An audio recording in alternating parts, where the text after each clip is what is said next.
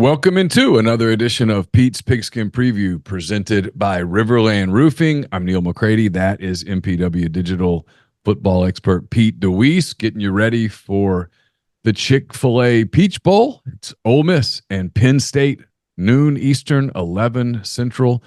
They're in Mercedes-Benz Stadium in downtown Atlanta. That game on ESPN on December the 30th. Full disclosure, because I just think it's important to do full disclosure when we do something like this. We are taping on Sunday, December the 17th. Both have holiday stuff coming up, obviously, with Christmas Eve a week away as we tape this. So you're probably going to see this for the first time around the 21st, the 22nd. So if something has happened that we mentioned that you're like, what the hell are they talking about? We did not bring our crystal balls with us. So we didn't have that going on, but we're mainly going to talk about Penn State, Ole Miss's foe in the Peach Bowl. James Franklin's team, like Lane Kiffin's team, 10-2 this season, and like Ole Miss, their two losses are to two really good teams. Ole Miss lost to Alabama, lost to Georgia. Penn State won every game except for Michigan and Ohio State. So very similar teams, sort of in terms of their record, where they are in the college football hierarchy, those kinds of things as they square off in Atlanta on the 30th. Get to Pete in just 1 second. First, I want to tell you that we've been brought to you all season by our friends at Riverland Roofing. Would you like some peace of mind knowing that your roof is taken care of, whether you need an inspection, a new roof, or a maintenance program? Riverland Roofing has you covered, home or business. As a GAF Master Elite contractor, they can offer warranties that last a lifetime. Licensed and insured, Riverland services Mississippi and its surrounding states. So text or call Riverland today at 662-644-4297. Pete, how are you? I'm doing great. Doing great. I've enjoyed prepping for this and getting ready for this matchup. Glad the matchup is down the road and I'll be able to sleep in my own bed and not have to pay bowl game hotel prices. And so it's been good. You always want to go to the playoffs if you can, but if you can't quite make the playoffs, this is about as good a bowl as you can get. The Peach Bowl, the Cotton Bowl are amazing bowl games. They do great. One, the Peach Bowl does great philanthropic work all year round. They're great people. They've turned the bowl game into an absolute masterpiece. Played in a beautiful stadium. The town supports it. Kind of everything you could want in the Peach Bowl. They're fantastic to media. I know nobody cares about that except people in the media, but they are fantastic to media. It's a great event, and so and getting to play Penn State in a New Year's Six game with kind of the whole world sort of watching you as they get ready for the big semifinal games the next day. I think it's as big of a stage as you can ask for, unless you're on that big stage, and it's for a program that is clearly getting ready to push all the chips in for 2024 in a 12-game playoff. It feels like an opportunity. Now, look, don't get me wrong, Pete. You correct me if I'm wrong. A loss, whoever loses this game, their program isn't cratered. This is not the end of the world for either Ole Miss or Penn State. One of them is going to lose the game. But it is an opportunity, I think, to sort of catapult yourself into 2024 with some real momentum. And going into a season that certainly for Ole Miss, I can't really speak for Penn State, although I'm sure this is their goal as well. For Ole Miss, the goal is playoffs or bust. This is an opportunity to really go into that with a head start. Yeah, I think right now, if you're an Ole Miss fan, even if you're just a casual college football fan, you probably have some indication of the way rosters are being rebuilt and how crazy things are right now. And Lord knows if you're a member of your board, you're probably hitting refresh on your computer or mobile device every 2 minutes, waiting to see if there's another shark tweet. You have no idea how badly I wish I were getting paid by the click right now. It would just. Oh, I absolutely know that you do. I can only imagine. We aren't, but man, I wish we were. It'd be sweet these last few days. That's for sure. I know every time I check it, there's been an influx of information and wasted time. But so yeah, if you were getting paid by the click, things would be going well for MPW Digital. But you talk about nobody's going in the tank, win or lose this game, but recruiting season, portal season doesn't end, when this game is over. So if you come out of this game with a win over a highly ranked opponent. And if you're Ole Miss, an opponent that's got, you're playing number one in total defense. And let's say you go produce, right? And offensively you're effective and you win this ball game. You come out of it now with something else to go show, right? You're not just talking about Grove Collective or, Real Tree or whatever it may be. You're walking in saying, look, this is what we did in the SEC schedule. And we know Georgia's an elite football team and probably should be in the playoff or arguably could be in the playoff. And they're the only team that really gave it to us. Alabama, who a lot of people think is about to win this playoff, is a team that we went and played our worst and still had a chance to make it a game. And so here we go against the top 10 team and we won this ball game. And so you were able to, not just for your fan base and excitement momentum there, but for the next round of portal for those high school kids that you may try to close in on late with any spots that you have left. It's really a chance then just nationally to keep the conversation, to keep yourself relevant in the conversation. And we talked about it before, and you mentioned it a second ago with going all in with your chips. I mean, there's no bones about it. They know that the landscape of college football has changed with the transfer portal and NIL, but it's about to change again with the playoffs next year expanding. And Ole Miss very much wants to be a part of that conversation. And winning this ball game is probably the best thing they can do to keep themselves a part of that conversation going into the season. You mentioned Penn State's defense, top ranked in the country. Obviously, for Ole Miss to win this game, they've got to maneuver their way through and around that defense. So I think that's what you're going to focus mostly on here on your preview. So the floor is yours, my friend. Yeah, we are going to focus on their defense. For obvious stated reasons. I've seen this discussed some. People wonder, okay, they're losing their defensive coordinator, Manny Diaz, who's been a little bit of a name in college football for quite a while. A lot of Ole Miss fans might remember when he was at Mississippi State as a defensive coordinator. Obviously, spent some time as a head coach in his hometown in Miami before recently taking over and getting the job at Duke. He is not with the team anymore, but this isn't a thing where you're going to see them turn around and just overhaul who they are throughout the course of bowl preparation. And what they are is a really talented roster that plays an aggressive brand of football. One thing Neil and I talked about as we prepped for this was I wanted to wait as long as we could to see, who's going to opt out of this game. And right now you're talking about one guy, Chop Robinson, who's expected to be a high draft pick on the offensive side of the ball or defensive side of the ball. He's really the main guy. Offensively right now, it's just their tight end. Now they've got an offensive lineman, a tackle, highly rated. They have a corner, highly rated. Those guys, potential opt-outs, but right now they're still on the board. We also wanted to know before we did this, if you're Ole Miss and you're looking at your roster, what's the status of the guys you're bringing to the table?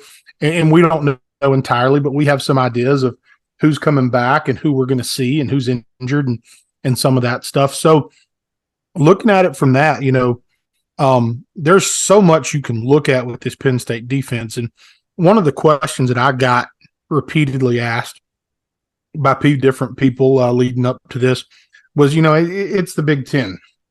Offensively, outside of Ohio State, maybe Michigan, who do they really have that flourishes offensively? I mean, no offense to your beloved Hawkeyes, right? Yeah, no offense to the beloved Hawkeyes, right? We've scored a touchdown or two. And punted a few times too. Really well, punted extremely well. Prolific punting team. Yeah. But offenses in the league have gotten a little better.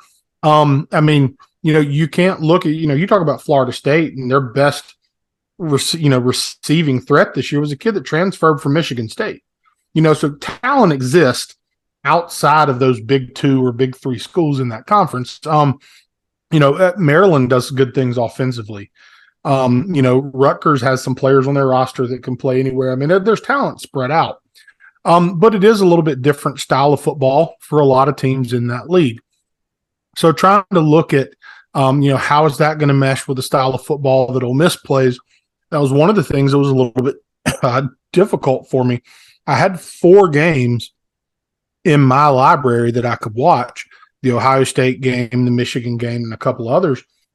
And the problem was the Ohio State offense is the only one that from a stylistic standpoint, they're not the same as Ole Miss, but from a formation structure, the way they try to attack, there's some similarity. So I spent a lot of time watching that game. So we're going to look at some of that.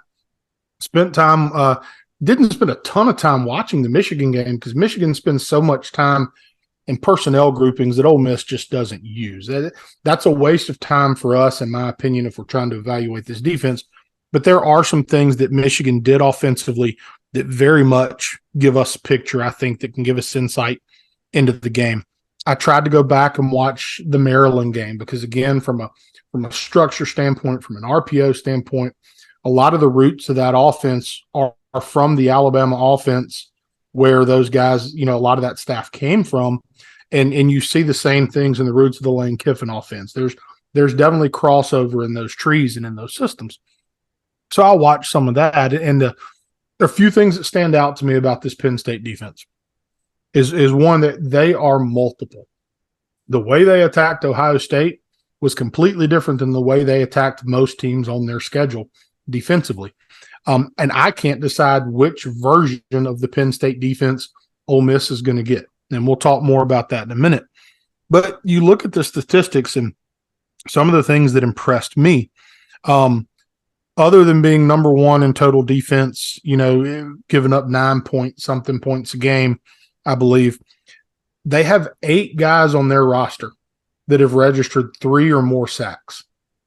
Now, Ole Miss has 5 guys on their roster. I don't know how many teams in college football are going to have 8 defenders with 3 or more sacks on the season. I was impressed by that number. Excuse me. When I look at that number, the thing that really kind of got me, and after having watched the film, I wasn't really surprised, but in the top 6 sack leaders on that defense, 2 of them were actually DBs. And a third one plays a lot like a nickel, kind of a linebacker, kind of a nickel. You could maybe argue that he's a little bit of a hybrid. So all of their production, it's not just their defensive line. Chop Robinson, who's opting out of the game, is a very talented pass rusher. He's actually 4th on the team in sacks this year. Now, some of that is protection has probably shifted to him. But opposite of him, Isaac, number 20, is actually the leader in sacks, followed by Abdul Carter, number 11, really talented linebacker that they use in a lot of different ways. And then the next guy is a DB. He's a corner that plays some in the slot, some on the outside. So they are willing to pressure from a lot of different places. What makes them interesting to me is from a front standpoint, they're not very different in the way they try to attack than most teams in college football these days. The things that we talked about when we broke down Texas A&M, when we broke down Georgia, and the way that they try to attack you with their front, there is a lot of similarity, especially in what I think the Texas A&M film and things that we looked at there. But what they do coverage-wise is different. So many defenses you see outside of Saban, outside of Kirby, they kind of have a home where they end up a lot of times. If they're going to be a pressure team, they're either a man pressure team or they're a cover 3, excuse me, pressure team. Penn State has the ability to attack you both ways and feel very confident. So, again, I kind of mentioned it earlier. I don't know what Ole Miss is going to get from Penn State from an attack standpoint, especially if their best corner does not opt out and King remains to stay in the game. I would not be shocked to see a lot of the cover 1 man-to-man, but I also wouldn't be surprised to see zone, and regardless are going to give you a mix. So I want to show you the 2 different game plans and the way that they use their coverage and their rush package to defend teams. So in the Ohio State game, when you think about Ohio State, I saw Kyle McCord, I think, announced yesterday or today where he's going with his next step. Ohio State fans probably have some mixed feelings on his performance as a quarterback this year, but they perennially have one of the best receiving corps in college football. and they have a top draft pick on that roster right now at wide receiver. And a lot of teams would look at the structure of that offense, know that Ryan Day likes to throw the football to set up the run, know that they have a good pass catching tight end. They have elite receivers on the perimeter, and their response is going to be, let's keep things in front of us, challenge them at times, and be smart. Penn State came out and said, no, we can play with them. We're going to play man-to-man on almost every snap. We're going to be aggressive at the line of scrimmage, and we're going to control the box, and we're not going to give them easy throws. Which again, it's kind of a ballsy approach. You look at a lot of their other games, and they actually come out and play a lot of zone. They don't play as much man-to-man. So I'm curious to see, again, how will they try to attack Ole Miss. So we're going to look at some of the ways that they defended Ohio State and then some of the ways they defended Michigan to kind of give you some different examples of the way things play out, okay? Now, this snap is actually, you see Ohio State gets into tempo. Penn State is barely set. Excuse me, secondary, still communicating when this ball is snapped. But this is one of the snaps in this game where Ohio State caught them playing zone. And I do think that if you get into your tempo, if their plan is we're going to play man-to-man, if you can have success, get it into tempo as an offense, you force them into some tempo checks as a defense, which is going to get them into zone looks, okay? So from a formation standpoint, this is very much one that we see out of Ole Miss week in and week out. It's a 3-by-1 formation with the tight end off the ball right outside the offensive tackle. Okay. Penn State is in a 2-high structure right here, playing a version of cover 4 to the field. They're playing cover 2 to the boundary. Okay. And it is a 6-man box. One thing they do not do a ton of is they don't add a 7th or 8th defender from different places late. They expect their box to be able to control the line of scrimmage, and they're willing to give up some short runs, let the secondary rally late, because they think that they can control things with the guys they have. They trust these 6 to hold down the fort and let all these other guys rally late and provide the last bit of support. They don't feel the need to do what so many teams do, which is add a safety immediately on the snap and rotate their coverage a ton, okay? On that same point, they are quick and aggressive up front. They move constantly on the defensive line. They're not small or undersized, but they're not 330-pound space eaters, okay? So there's going to be constant movement. Because of that, I think that the teams that I saw being successful running the football, the most consistent successful runs were zone football runs. It's a little easier to handle the movement. Instead of pulling guys, trying to get into gap schemes, you can find yourself sometimes pulling for guys that have moved, and it creates some issues, and you can let guys slip through. And Ohio State and other games that I watched, the most success they had consistently running the football was as zone football. Okay, Ole Miss uses both zone and gap schemes. I think that there are certain gap schemes you'll see a lot of, but I think Ole Miss is going to use a lot of their zone run game against this defense to try to mitigate some of the movement by the defensive front. Okay, so here you can see us an example where they hand the ball off here. Forward, I'm going to go to the end zone copy. They hand the ball off here on a zone play. Again, into the tempo, defense isn't quite set yet. And honestly, what you see here is the left tackle for Ohio State.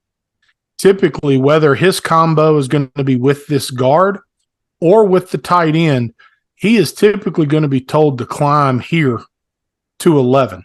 11 is Abdul Carter. He's a young defender, but he's kind of, they hype him as the next great number 11 linebacker out of Penn State. Very athletic guy. So typically that's where that combo is going to go, and the center and his combo are going to work to 23, and you have 6 to block 6. You can see as this plays out, the left tackle 71, if he tracks vertical to 11, You give your back potential of a two-way cut, and it's got a chance to spit, even though that they missed 23 right here. Instead, 71 gets turned, nobody gets to 11, and he's standing in the hole. So it's a 3-yard gain for Ohio State that if the left tackle stays on track and is able to get up to number 11, then, you have a chance to see these runs spit. In the second half of this game, as Ohio State started coming back to this same type of scheme, they started finding success. It gives you an example here too. You can just watch the D-line. They're going to move bodies and try to cross face as much as they can because, again, when you're going to play, with matched numbers and you're not adding a hat to the box, you can't just stand there and take on double teams. You have to rely on movement to try to help you create negative plays. So I think we're going to see a ton of that out of the Penn State defense. Okay. Kind of the next snap is another one where I talked about, how they played a lot of man-to-man coverage in this game. All right. And here you're actually going to see them play a little bit of a mixed coverage. They're going to play a zone to one side and they're going to play a man to the other side of the field. Okay.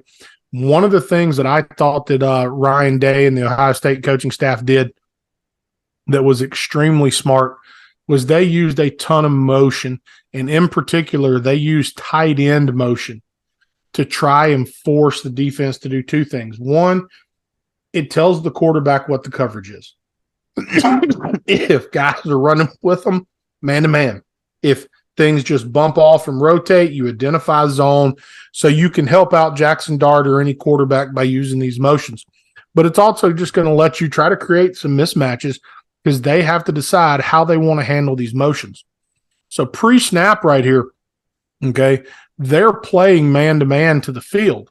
So these three defenders, the corner, this outside linebacker, and this safety are responsible for the tight end, wide receiver, and the tailback, the three defenders that can distribute easily to their side of the field, okay? By motioning this tight end out of the formation, you get a bump as the linebacker now has to expand with the guy that he is thinking he is playing man-to-man on. When you do that, and they bring, in this case, Marvin Harrison back across the defense again, they've outflanked the defense. It's a really athletic play by the linebacker, but he's not quite athletic enough to get out there anyway. And with a decent block on the perimeter, you can see that they gain the numbers.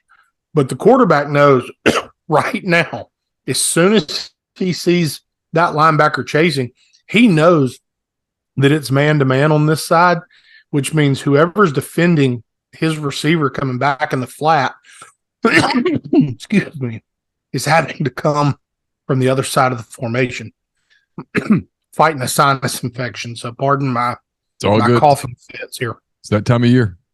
So easy motion shows the easy read to the quarterback, get it to a playmaker in space. This is a play that we've highlighted several times over the years with Kiffin, with Ole Miss, using guys, slipping guys into the flat. We haven't seen as much of it this year, but that's certainly something that we have seen in the past with Ole Miss, and we've seen it this year with Jordan Watkins and some other guys on that Ole Miss roster. Okay, now getting into the man-to-man that we see. All right, this is a 2nd and 10, still in the first quarter for Ohio State, down in the red zone. Okay, right now, pre-snap, the quarterback knows that it's man-to-man. They are pressed across the board. They're pressed on the slot. They're pressed on both outside receivers. You have one high safety in the middle of the field. Now, when you play with one high safety, you are weak on the outside and deep if you can win the one-on-one matchup or if the offense wins the one-on-one matchup. So these defenders are going to play an outside leverage and try to funnel the receivers inside so that the middle of the field safety gives them a chance. Well, part of what Ohio State did to combat this was, again, they used motion. They're going to motion their tight end across, and they're going to force the defense. Now, they have to do one of two things. they have to either have this guy run through all the traffic and try to stay with him, which some teams prefer but can be very difficult, or they can do what Penn State does, which is they can rotate. Excuse me. They can spin this safety down, rotate him to the top. Well, again, motion unlocks things for the quarterback. He knows right now what the coverage is. And what they're going to do is they're going to put a little vertical seam ball right here to their slot receiver. If they lined up and snap this ball now, this defender has a chance to read eyes and go affect that play.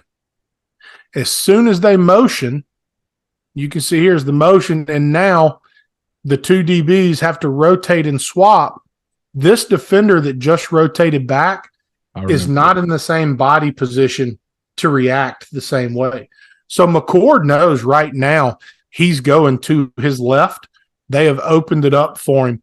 Had that safety stayed deep and had one run across, I honestly think he would have looked to the field and then worked the boundary. Try to work the guy that's having to run through all the traffic to cover his man. As soon as he saw rotation, he knows, come to the bottom of the field, we're going to take the matchup with our receiver on their slot defender, and it's honestly just not a great ball. It's there. The read is there, but just that simple use of motion is able to time things up. Now, the other thing that I will show you that I think you'll see Ole Miss try to take advantage of is when they play this man-to-man. There's a lot of different communication terminology gets used. Two of the kind of most common things that you will hear people talk about when they're playing man-to-man, okay, are 2 3-letter words. First one is Meg. Meg means that I'm going to take him man everywhere that he goes. So wherever that dude goes on the field, as long as the ball is in play, he's mine. Okay, so I'm the corner and I'm screaming Meg, Meg, Meg, telling my linebackers. Okay, the other one is mod. Okay, a couple people I've heard mod interpreted different ways. Okay, one is man on demand, and the other is man over depth. Okay, and there's other communication. There's other things that you'll hear guys talk about, other techniques, but these are kind of the two most basic. Okay. So right here, what you're going to see is they bring the motion guy across. He's working deep. Both guys here at the bottom of the field are working deep, and they're going to take Marvin Harrison and they're going to run him underneath these backers on a shallow route. Okay. If they're playing Meg, that defender is going to run with him in man-to-man. What I see on film is they play mod almost all the time. So that corner is taught. Once that receiver releases underneath, he is going to bail out and play with depth. And now you get one of your receivers isolated on an inside linebacker for a clear mismatch and an easy read. So here on this particular snap, you're going to see, obviously, we've already shown the clip, that McCord is going to try to take the shot down the field against the rotation. But if he comes off of that and doesn't like it because of the pressure, you can see the mod technique letting the receiver go when he releases shallow opens up, and you actually have a wide open Marvin Harrison right there in the middle of the field. Okay. So let's look at the pressure that they align with this particular clip. All right. So they're going to show, they're going to stem, and with something, again, Ole Miss saw this stem out of Georgia this year. Called Ole Miss early in the game. They weren't affected by it much as the game kind of went on, but they're showing a 4-man front, and then they're going to jump into this 5-0 front. Okay. So right now they're playing 5 down linemen essentially with 2 stand-up edge players, and there's 1 backer in the box. Okay. So they are going to work a pass rush where they're going to stunt one of their inside guys, and he is going to work around on this stunt. The linebacker that is left is also going to add on to the protection. He is man-to-man on this running back.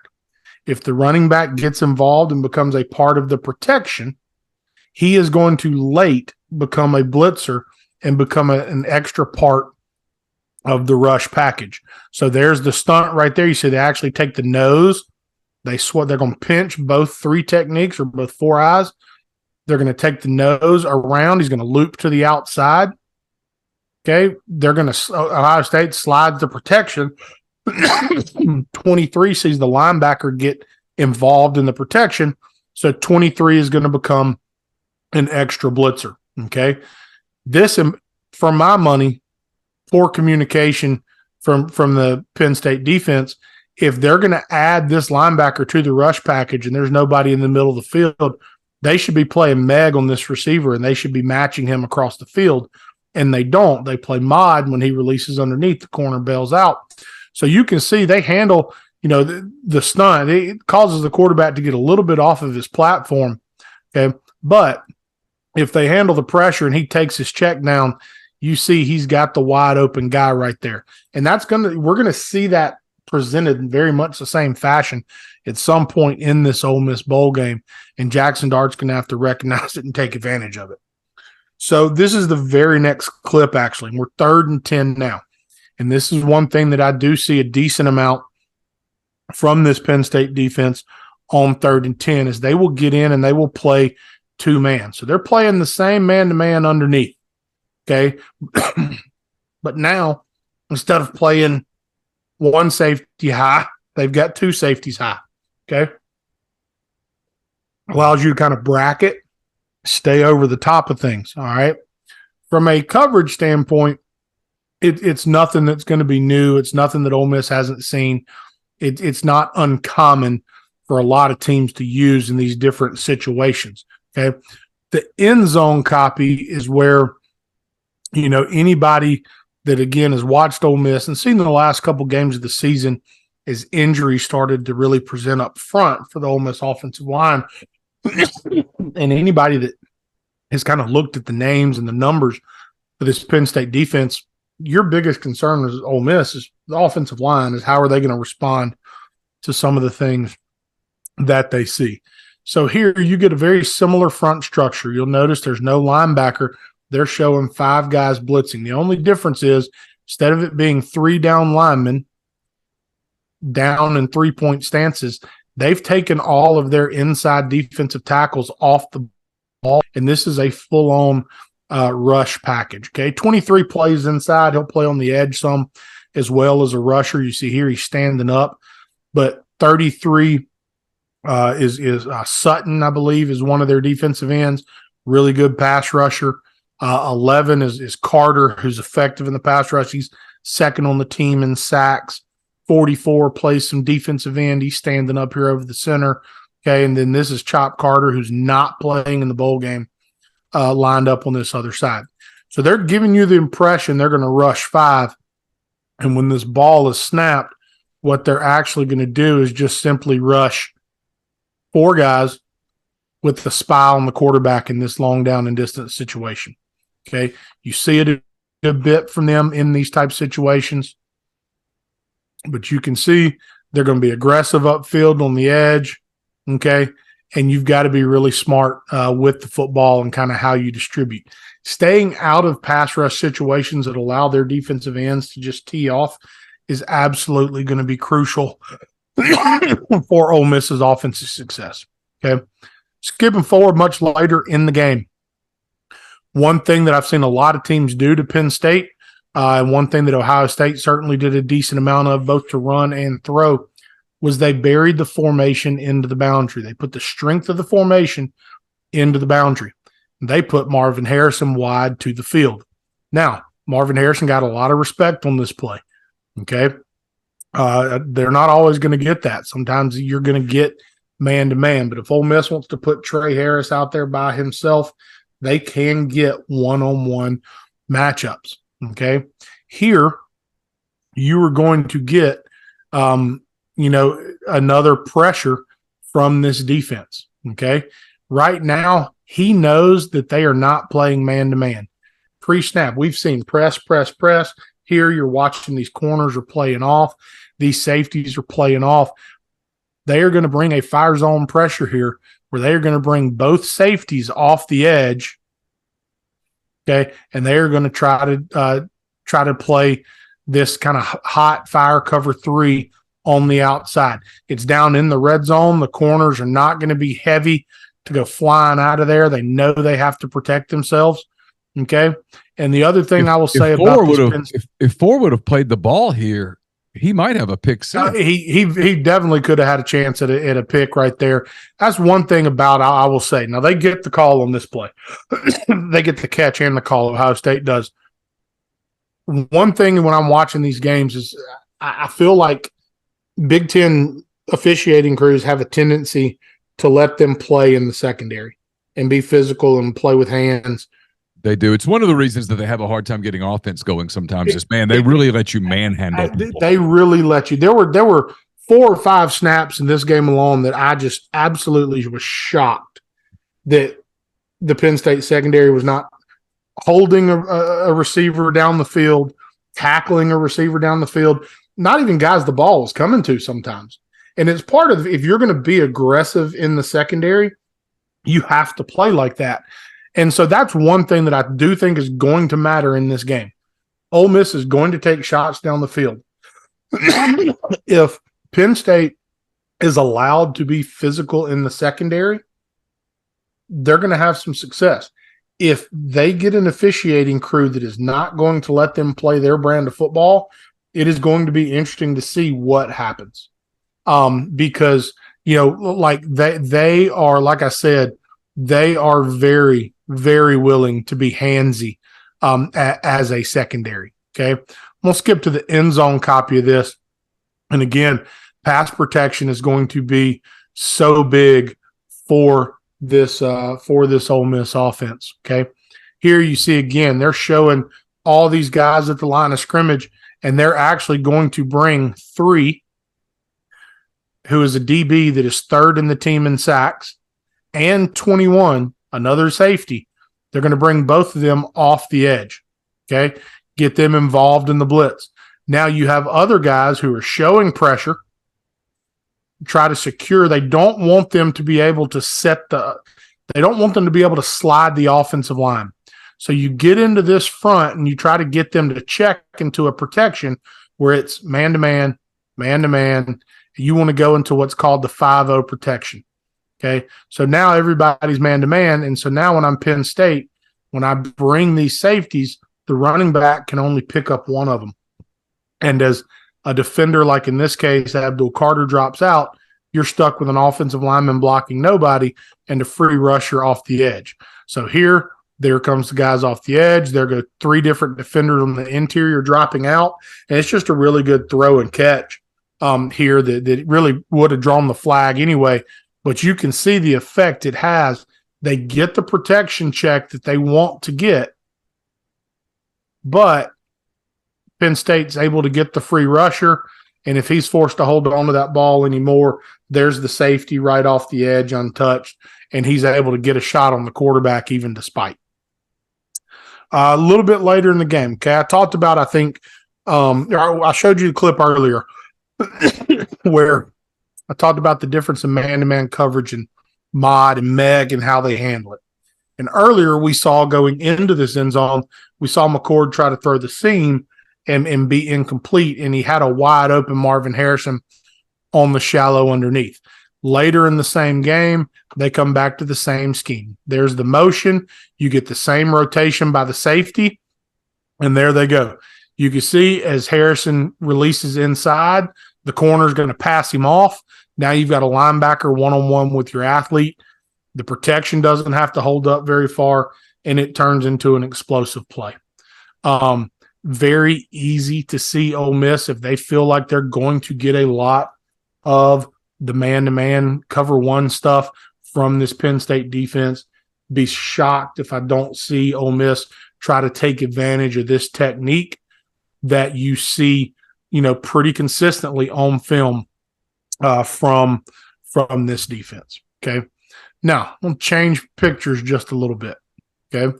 And we're going to go to the Michigan game. A lot less man-to-man in this game, a lot more zone, but still aggressive defense. Okay. Now, here we are. This is early in the game. and Michigan comes out. They don't play with 17 tight ends or 14 offensive linemen. They actually get into kind of a traditional 4-wide set right here. Now, you see the man-to-man look at the bottom.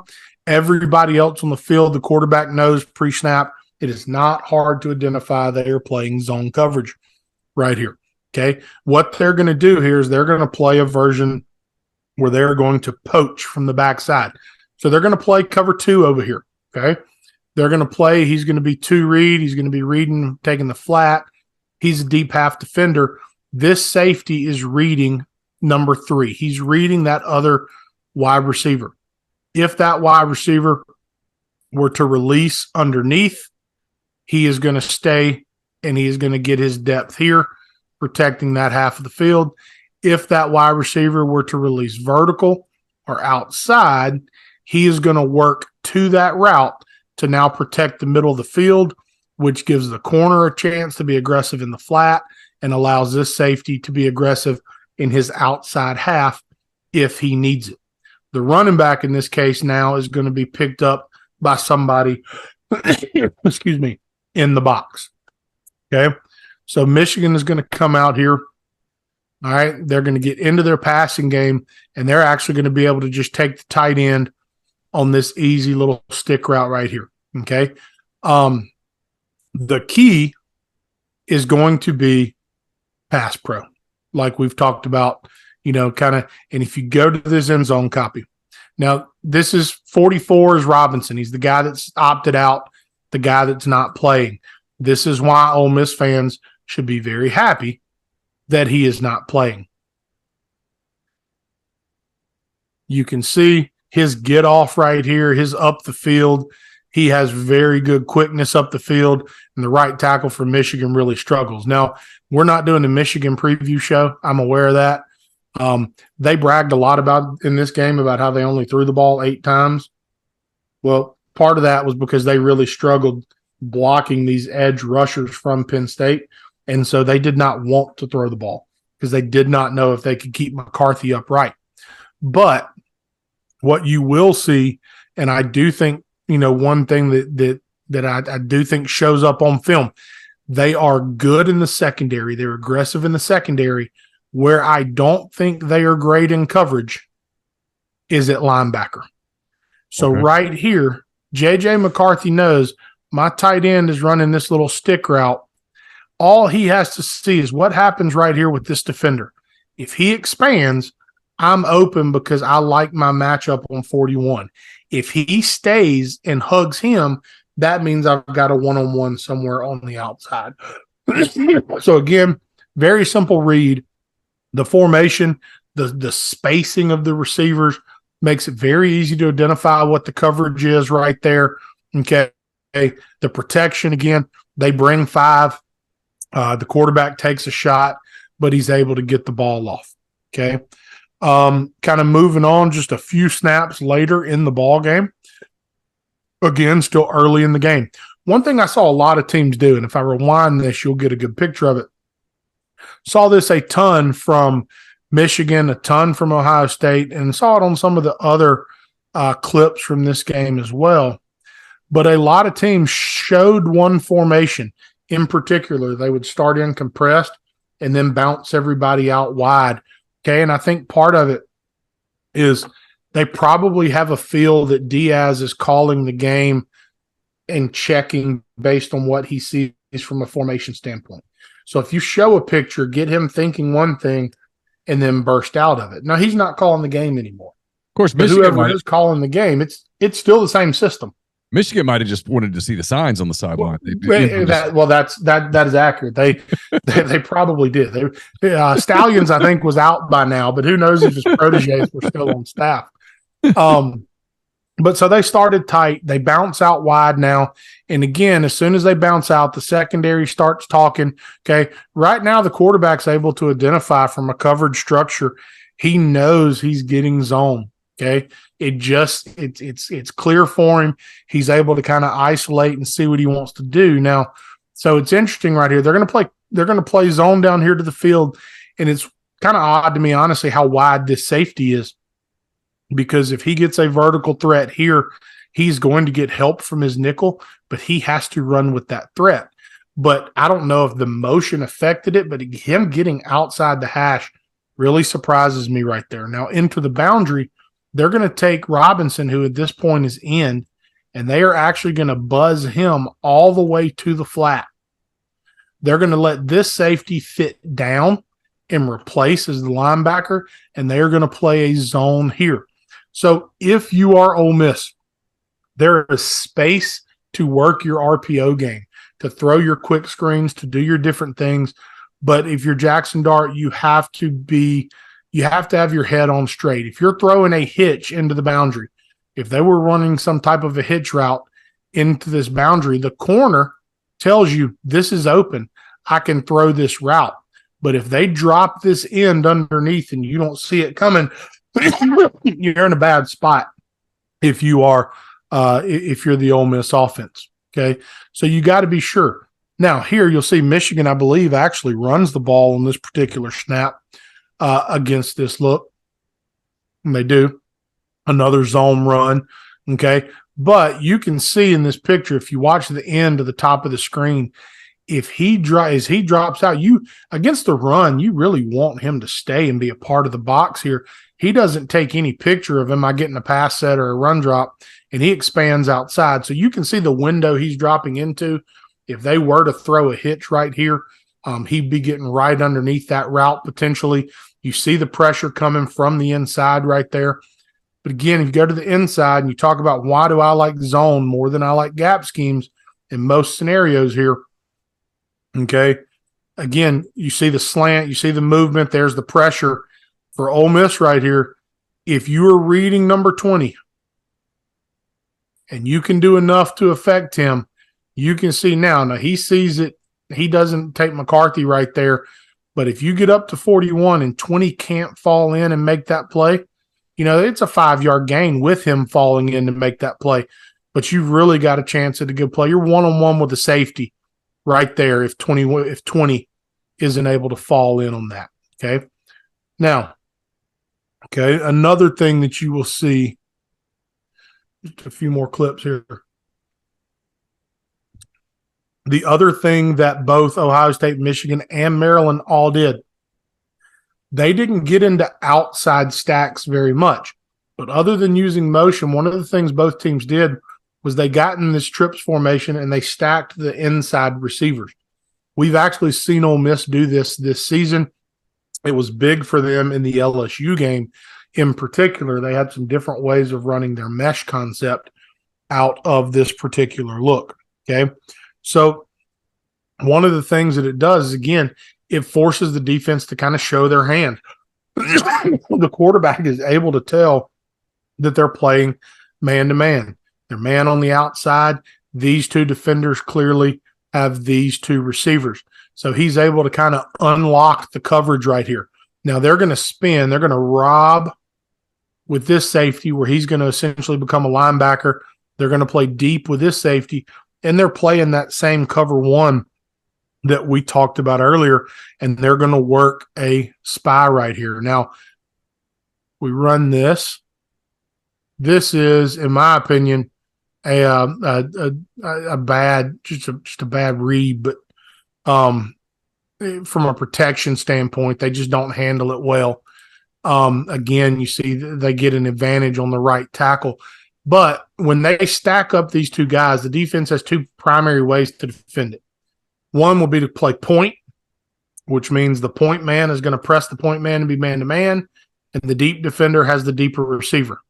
The other is to play top, where the point defender is going to have the deeper receiver, and the deeper DB is going to have the guy that's on the line of scrimmage. Okay, they'll play it both ways. Here, they play point. So now you create a situation where the ball has a chance to come out right now on this hot route to the slot receiver. Quarterback has a chance to get it out. He's going to take a shot, but it's open. They have found the window to get him open right there underneath with a chance to maybe run for a conversion. Okay. They're not able to get it because of the pressure. And just again, you go back to how do they design the rush look? They give you the same type of look that we looked at earlier. They've got a man head up on the nose. Okay. They've got two guys standing in B gap, two wide defenders, and then they've also now walked up number 3. So they've overloaded one side. So again, they want the center to play man-to-man on him. They want to be man-to-man here, man-to-man here. And then now they have to make a decision. Okay, the tackle's going to probably take the end, and 7 here is now probably going to take number 3. So again, they're trying to distort your protection, get you to check into certain things. And I guarantee you they've been looking at how does Ole Miss handle certain looks from a protection standpoint? How do we want to attack it? So now as the ball is snapped, they're going to work a stunt with their front. See, they changed the overload now. They changed the coverage. Okay, so there you go. So here we go. We got this 5-man, this penny look. So now they're going to work stunt on one side.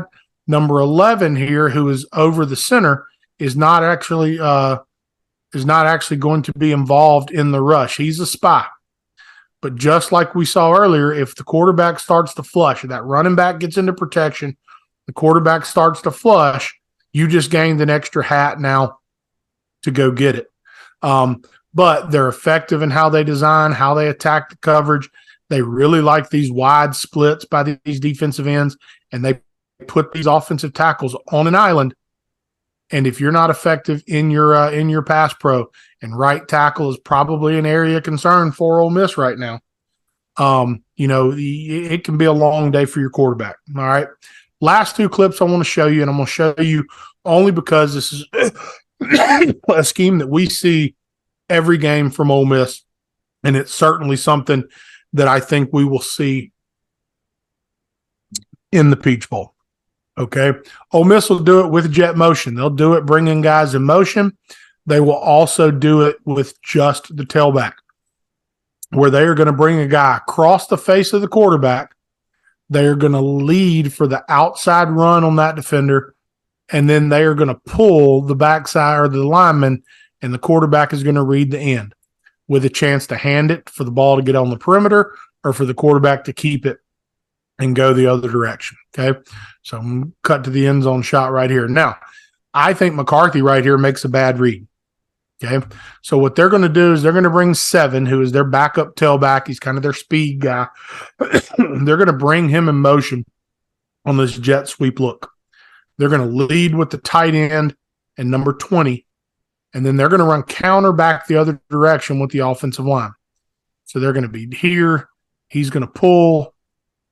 52 is going to pull. And what they're asking McCarthy to do here is read this defensive end. Okay. As the play snaps here, that end widens and is getting into a drop because, again, they're in one of their fire zone pressures. And they've actually taken the guy that was the nose and they've slanted him outside. Well, McCarthy, I think, sees the end drop, maybe gets a little confused. He hands this ball off, and you see the slanting defensive lineman slants right into the play.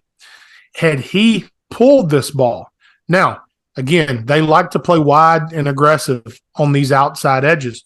So here, as they pull, if they can effectively get to 11 right there, which they don't do a great job of on this particular play, you can see where the run lane now is for J.J. Dart or, J.J. McCarthy, Jackson Dart, whoever the quarterback is.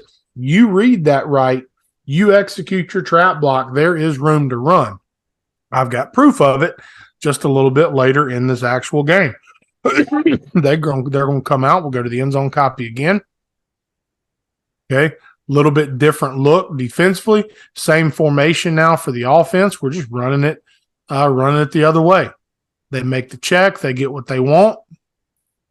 So there, he's reading this end. The end freezes. He's ready to attack upfield. So now McCarthy's going to pull it. There's the kick out block. There he is getting vertical right there. And if they handle that safety any better, it is an absolute big play run. So you can run gap schemes against this defense, but The thing that I kind of want you to see, and again, I still think zones are the better scheme. Both of these plays, there's so much movement by the defense. The previous play, McCarthy read it wrong, and it could have been a huge gain the other way. And here, again, it's really the same thing that we saw last time. Now it's just to the weak side, not the strong side of the play. He's dropping out. He's slanting. So on paper, when I draw this up in the board in the staff room, he's going to be there, he's going to be there, he's going to be there, and whoever's pulling, they actually like to pull their center. But if the guard pulls, whoever's pulling is going to be responsible for 44 right there.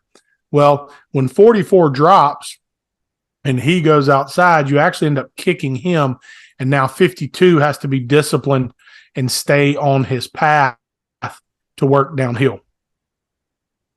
So there, 52's got to let him go. He's got to trust 77 to pick him up. 77 does.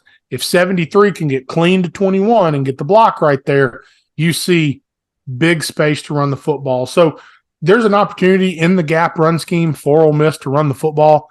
They certainly can do that and be successful. But I think you're going to see some negative plays there as well. And I do think you're going to see a lot of zone runs from the Ole Miss offense. That's great stuff. I know about wrapping up, just your kind of overall thoughts on the Penn State offense, which is nowhere near as prolific as their defensive counterparts. No, I mean, listen, they, after I think the Ohio State game, they fired a guy, and he's a coordinator that anybody will tell you he's smart. I've seen clinics. The guy understands. He knows football. He'll tell you he's smart. Yeah, he will tell you. There's no doubt about that. But not overly successful at Texas. Not overly successful now at Penn State. And Drew Allar, the quarterback, I think he's a good player. He's a young player. I don't think he has a lot of explosives around him. He doesn't have a ton of just great playmakers. But he's a kid. He's from a small town in Ohio, very close to where my wife's grandmother lives. There's not much in Medina, Ohio, but that's where Drew came from. And he trained with a guy named Brad Mindler, that's one of the better quarterback trainers in that part of the country, that's really trained a lot of dudes. And when you watch him play as a quarterback, when they give him time, he does a very good job of processing through his schemes, getting to his the back end of his progression. It's about, do they give him time? They're not elite at running the football. They're not overly imaginative, in the root of that offense as the season went on. Now, you fire the coordinator. You have already played two of the better teams on your schedule. The offense starts to look a little bit better. But I'll be curious to see, they've made a hire. It is going to be a pretty big shift fundamentally in what they're going to become as an offense. But I don't necessarily think that you're going to see that a ton rolling out, I wouldn't think. I wouldn't, because it's a completely different scheme, a lot different language, a completely different coaching style, coaching personality. I just don't know how much of that you can go, hey, guys, I know that, we've got a lot going on. You got finals and you're going to break for Christmas. We're going to reconvene on Christmas Day in Atlanta. And hey, we're going to run this new offense against a 10-2 SEC team, see what happens. That's nonsensical. It doesn't. No, it's not. Except that James Franklin's been around too long. He's not going to do that. No. And I think I'm not going to be surprised if they run the quarterback more. That's in their future based on the guy they just hired. I'm not going to be surprised to see him run the quarterback more. He's not a burner by any means, but you watch their games. He has a knack for just kind of shaking loose for a little yard here and there. So I do think that's not been good for the Ole Miss defense. Ole Miss has had trouble at times with quarterbacks in the read game. And so I think you'll see some quarterback run game out of them. But again, you don't see a lot of explosive down the field plays. Taking their tight end out, who's been a big part of their offense, is going to be a factor. I think. I don't know what the depth looks like at that position, but when I was looking at something earlier, and I think I have it pulled up here, Theo Johnson, this kid, he had played 615 snaps for their offense this season. That's a lot of football that's coming off the field now. And so, nobody else other than the defensive player Robinson that we talked about, there's nobody else currently out of the game that's played more than 30 snaps on the season. But 600 plus snaps, that is a lot of damn football. And so losing a guy like that is certainly going to matter. How they replace him and his production will be interesting. But I think, Ole Miss is just – that's the other thing too. I think I would not be shocked to see Ole Miss be aggressive defensively in this game. Why not? They're not a team that's great down the field. They are going to try to run the football. I would not be shocked to see Ole Miss. And we've talked about it like the Georgia game. Ole Miss got out of their comfort zone. They got out of their cover 3 shell. They tried to play some man-to-man, and I still don't think that's necessarily the answer for them. And tell me if I'm wrong here. You've got some guys opting out in the secondary, especially at safety for Ole Miss, or that are in the portal, rather. A couple guys in the portal, but nobody that I think is going to be tremendously impactful. For the most part, Ole Miss is not only for this game, but for next season, been able to have an incredible retention. They really have. You lose some depth in this game, I guess would be the one thing that I'm saying. That's fair. Sure. Outside of that, you've got the guys that you need to play, and you certainly have time to build your scheme and make your plan. So, like I said, I wouldn't be surprised to see Ole Miss be a little bit more aggressive, especially at times, and try to use their speed. Because again, when they forced when Ohio State, who is again elite defensively this year, when they forced Penn State into passing situations, they were able to get pressure with their front. And this year, where last year Ohio State was not great defensively, they played a ton of man-to-man coverage, and it cost them. This year, they played a lot more zone, got into a lot of different cover 3 looks, and they did it differently than Ole Miss does. But they got to essentially the same place. And so I think if Ole Miss can force them into those situations, be aggressive on early downs, especially until you get a feel. I mean, at some point you're going to know, okay, how different is the attack that I'm getting? But if you're aggressive on early downs, force Penn State into some passing situations, I think Ole Miss probably feel good about their ability to get after the quarterback. And if they can do that, and obviously get their offense back on the field, it's I can't decide if it's a game to take the under. Because Penn State certainly has a good defense. But I read something earlier. I don't remember where it was. It may have been, about,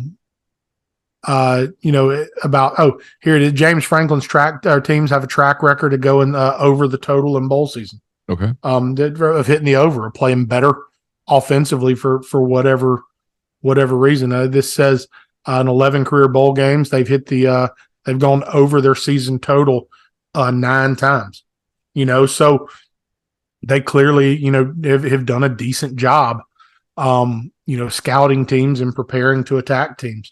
I'd like to deep dive and see who some of those opponents were, maybe. But I think it's going to be a great atmosphere. Obviously Ole Miss fans can get to Atlanta, most of them relatively easy. I mean, hell, anybody can fly into the airport. It tends to get a little bit of business. It does. I was thrilled when it popped up. I was like, I can drive it. It's an early game. The Peach Bowl's fantastic. I had already talked myself into driving to Orlando. So when I began to hear whiffs of Atlanta, I'm like, no, that's too good to be true. And then when it happened, I was just ecstatic for so many reasons. And Ole Miss fans should be too. Number one, you're in an Access Bowl, New Year's Six Bowl. It's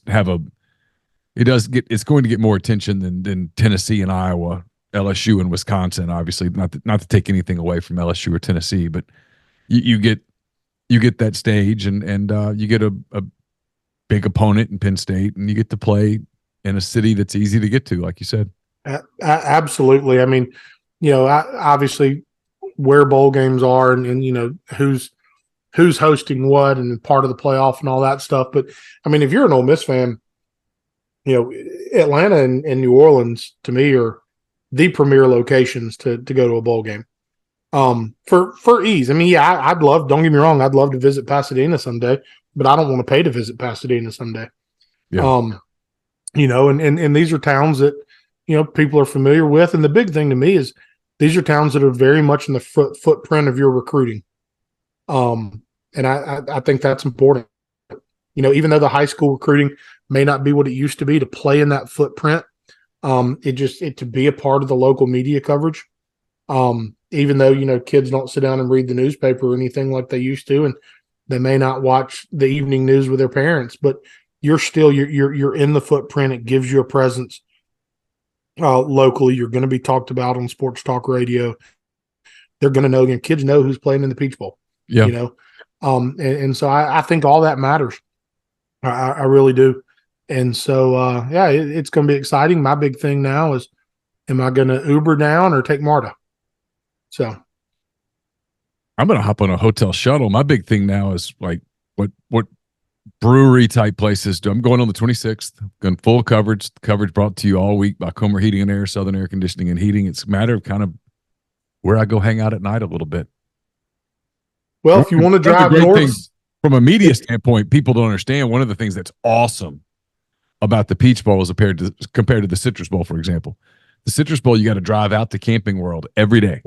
Yep. The Peach Bowl, they bring the coordinators and coaches and players and stuff to the media hotel.